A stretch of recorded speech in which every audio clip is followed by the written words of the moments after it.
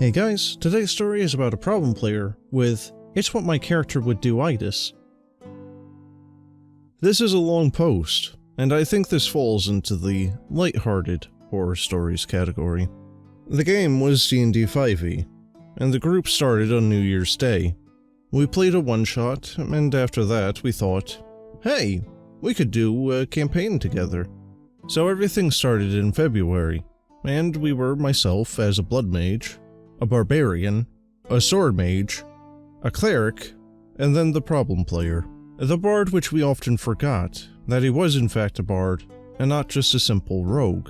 When asked about things on his background, he simply said, "I have no idea," which I don't mind, but he gave me very little to work with, like only a single name. We started plain and simple. Everyone had received a mysterious letter that asked them to present themselves on a specific day in said tavern. Everyone entered, and then there was him. If you know the trope for the edgelord that enters the tavern, well, that was him.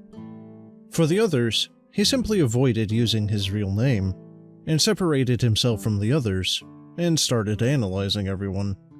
And at a certain point, the owner started calling his name in the tavern, asking if there was someone with said name. So on and so forth, he started with the wrong foot with the party. But at least they started. Fast forward to the third game, and he kept calling everyone childish names. And one player, in particular, the sword mage, started to punch him in-game. And at that point, I used an NPC to remind them that they need to work together to be sure to survive. And what did he do? He demeaned the NPC too, of course. This behavior continued, and we addressed them at the table, but he always said that, "It's because I have trouble remembering names," or something like that. In one game, they were in a tavern, and the bards were playing, and then he started playing as well, but not with them, by himself, just because. And this kind of behavior would be kind of okay if he wasn't playing the guitar in the microphone. And when I said, "Okay, stop it please, we can't hear anyone," he would keep playing. And at that point, I asked him in-game to stop, because there were musicians that were playing in the tavern, and it was disrespectful. And what did he say? "I'm an artist too." I think you already get the gist of it, but one of the most crappy behaviors was on session 8. And during a market scene, he would disappear, alter himself, and go to the party, and cast Charm Person on them, including the blood mage that had, at that point, made it obvious that he was prisoned against his will in the past. The sword mage passed the DC, without advantage because we forgot. And what did he do after that? Well, he obviously cast it a second time on them, but fate wanted her to succeed again. And the scene ended with everyone angry. And after that, he tricked a group of dwarves during a drinking game, and when he had this company of angry customers against him, what did he do? He pointed the dagger to the throat of one of them. So he wasn't only just disrespectful to the group, but he was also aggressive in-game, and he wanted to game with everyone, not to play with them. And after some events, they were again in a tavern, and they started discussing what had happened, and why it was a heinous crime in the party what he did to the blood mage. And he was super defensive, and some of the most common sentences that came out of him were, "This is what my character would do. I'm not mono-dimensional. You can't take a joke. X does that and don't attack her as you do with me." And when confronted with pure logic to his excuses, and had his own accusations turned against him, he shrugged. At that point, there were 2 players that wanted to kill him, but I asked them to do me a favor, to not do that, and that I had something in mind to make him understand that together they were strong, but alone they were weak.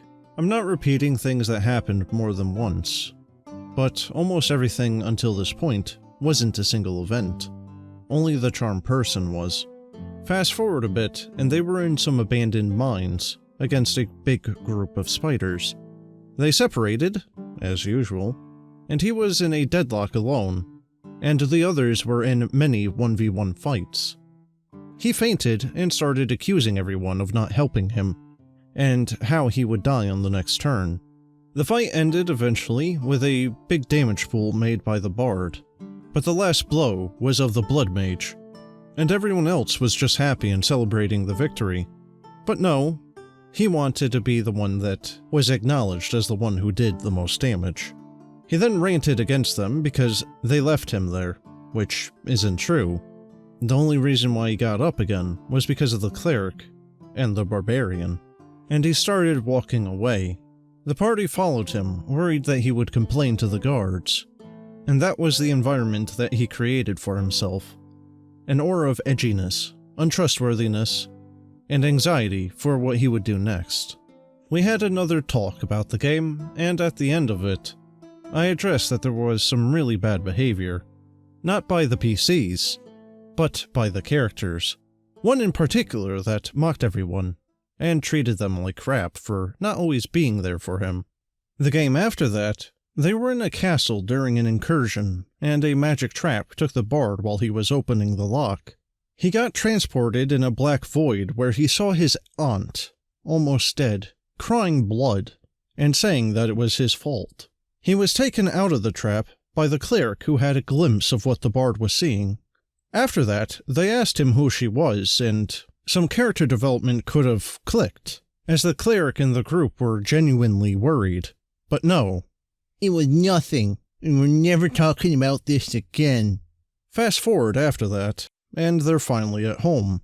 And as a diversion, between two campaigns, in a one-shot, where they ended up confronting a banshee, the barbarian started simply mauling the poor ghost, and she did about 30 damage, after reduction. But the battle ended with his vicious mockery, so he was the hero. And at the end of the day, they were at home, drinking, eating, having a laugh, and then something happened. They were still battered from the battle of that day, with the bard and especially the blood mage being particularly, well, bloody. And during a drinking game, everyone was opening up, except the bard. And then the following exchange happens. Now it's the bard's turn. No. An information for an information. I already answered. You answered that you don't remember. It's not information. I said that I don't know what you're talking about. Well, tell us something. Yes. How's your family? I don't know. It's hard not to know this. Well, I haven't seen them in a while. How would I know? They aren't sending me any news. I didn't ask you how they are. I asked you to tell us something about them. What do you want to know? Should I tell you how they had intercourse? Yes, I want to know which position to avoid, so I don't have a son such as you. Everyone laughed, except the bard. And in my head, Greenbird started playing, when I hear him say, I cast vicious mockery. Roll dice.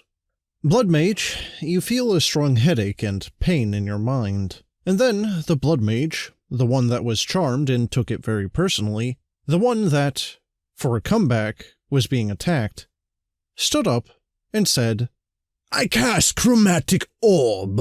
Roll dice. Suddenly, a projectile of your blood emerges from your hand, and midair transform into a little fireball that hits you, Bard, in the chest. Everything started to fall apart after this point. The blood mage was taken out by the drunk barbarian to calm him. The sword mage and the cleric helped the bard, who proceeded to grunt at them and go to his room. And I started to see messages on my phone that were simply stating, I want to cut the blood mage's throat. That's what my character would do. Fortunately, the rest of the group prevented this by taking turns for the night. And then the bard disappeared, but not before saying to me that he wanted to kill the sword mage's mother and using Alter Self to be like the blood mage. And this was the last time that we saw Bard. At this point, you could say, well, he wasn't thinking about any consequences. And I would say, yes, that was the baseline for the second and last character. And the next one will be shorter, way shorter. At the end of the next session, his character was introduced. A mage. A little Mary Sue, but that wasn't a big problem for me. And the first game went smooth. So smooth that everyone else just said, "Oh, okay." Then he understood what happened, and that he can't go around insulting everyone all the time. And we were happy with that. Until the next session. At this point, I'll add that often, at the end of the session, I'll ask what the players like, and what they didn't like, and what they would like to see. And, from him, there was never any input. The mage didn't have many coins, and during a game, I thought of a way to allow him to earn some money in about 5 minutes. But no, he shushed away the kid that was asking him to do a little trick for him. But he would still look for other ways of obtaining coin throughout the city.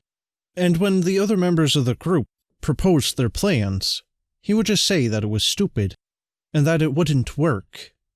And when asked to pitch in, he said that he had no idea. He was just pointing out the flaws. The rest of the session proceeded with the group and him. Everything happened in the third session. They were told not to do one thing, to declare their affiliation with their kingdom. And, being him, the last edition, not from the original group, he was on trial. They discovered a hidden mafia in the city, and they started going around gathering evidence and hints. And there he was, looking at his phone all the time, sometimes commenting what he was looking at. And at one point, they found a bribed guard that was eating, and he decided to go while the others were talking. And he started talking to him, because, as he said, the other times, "I have 20 intelligence." So, obviously, if you tell a guard the name of the mafia, he will promptly tell you everything, right? And he started threatening the guard. And at first I just said, "And can't you see what everyone else will see?" And that you, who is a nobody, started threatening a guard without any evidence, just because. But he kept asking, just simply saying, "Ignorant," to him. At which point the guard responded with a punch, saying, "You sure it's wise to threaten a god?" And then he said, "You just declared war on Luxlada," which was their kingdom. He tried to escape, but the guard followed him into an alleyway, just for him to be hit by whole person by the mage. During that, the party followed him to protect him, and to be ready for the aftermath, after that sentence. And what did the mage do? He went to them, leaving the guard, for the entire duration of the spell. So he just escaped. And the sword mage declared that she was going to warn their chief for what happened. And he just walked away. And then my smartphone started vibrating again. He started saying that in the group, he couldn't do anything that wasn't lawful good. And I just said, there's a difference between lawful good and just being stupid. And he said that they weren't working together. But they were, and he wasn't.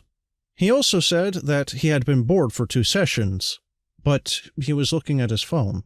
And he also said that he wasn't being individualistic, and that they weren't being flexible. And after this little spiel, he simply left without ever confronting the others. And he left everything. The Discord, the game, everything.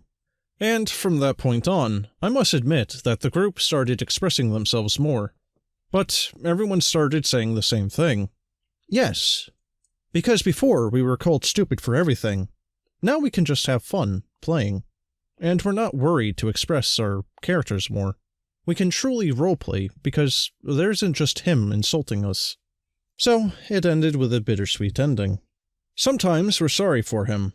And I'm also thinking about inviting him for one-shots. But we're worried that everything would just be embarrassing and falling into the same issues that we had as before.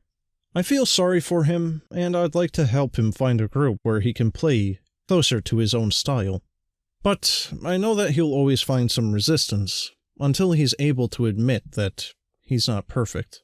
And if he started letting himself be wrong, and learning from his mistakes, everything would be better. But In any case, guys, that's the end of the story. If you liked it, and would like to listen to more, make sure you subscribe and stay tuned for future videos. But, as always, have a good one.